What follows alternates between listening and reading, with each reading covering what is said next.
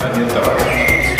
Для этого завтра или сегодня вечером перед сном нужно сделать смыкание стоп и ладонь, лежа на спине. Лежать будет 20 или 30.